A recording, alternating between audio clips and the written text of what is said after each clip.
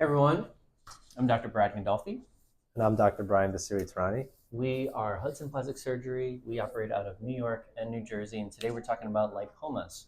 So, Dr. Bassiri, what is a lipoma? So, a lipoma is basically a fatty collection of tissue that could be any part of your body, and it's a benign lesion that looks like basically a ball of fatty tissue. What's benign? Benign means that it's not cancer, basically. And so it acts differently than something else that is a tumor or a cancer. Okay. What size can a lipoma be? Lipomas can be a lot of different sizes. They can be this size, they can be that size. Really, there's no definition in terms of the size of a lipoma. What does matter a little bit is the size in terms of how we treat a lipoma and when we start to get worried about how large a lipoma is. Now, I've seen lipomas this big, and that was a very dangerous lipoma. It ended up being something that was more involved in lipoma. And I've seen lipomas this big, which were next to nerves, and in those instances can be sensitive or painful, and we end up removing them. So when do we generally remove lipomas? So we generally like to remove lipomas when it gets to be a certain size. 6 centimeters is a size that is a little bit big, and that starts to be a little bit worrisome. Other things that we consider when talking about removing a lipoma, if it's in an area that impinges or presses on a nerve or other vital structures. Another consideration is if it's causing pain or discomfort with the patient, and it could be anywhere on the body. And how do we remove lipomas? So generally, it's a surgery where we use anesthesia and we make an incision. We remove the lipoma or the ball of fatty tissue, and we usually send that to the pathologist to confirm that it is benign, meaning nothing concerning. And then we also close that incision. Depending on which part of the body is, we use different type of incisions. Where are the most common places you've seen lipomas?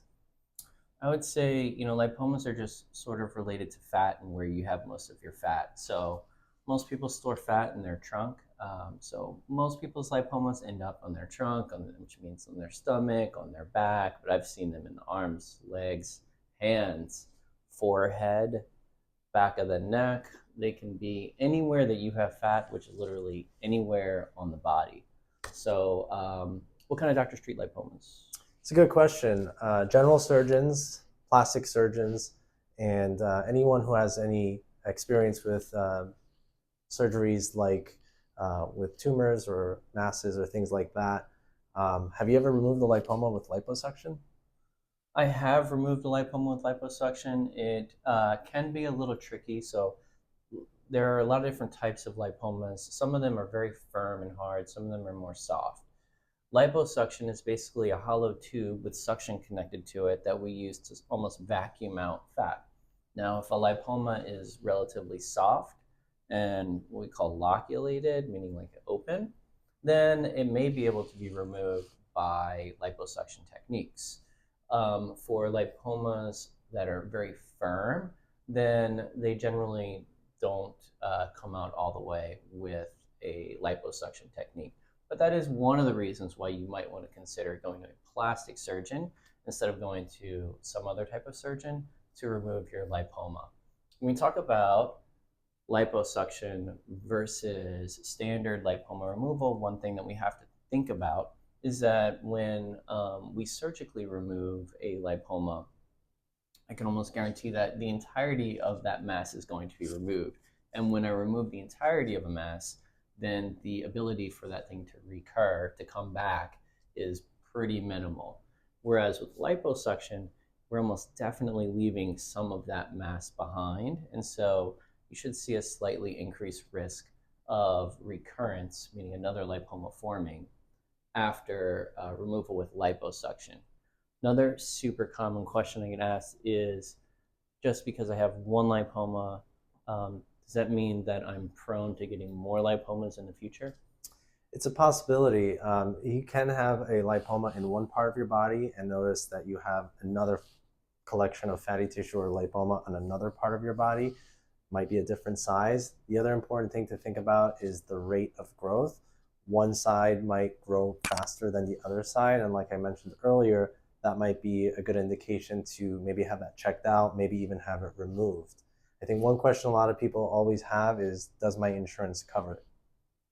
Depends on your insurance, probably is the answer to that. But most insurances will cover, especially if it's causing some sort of issue.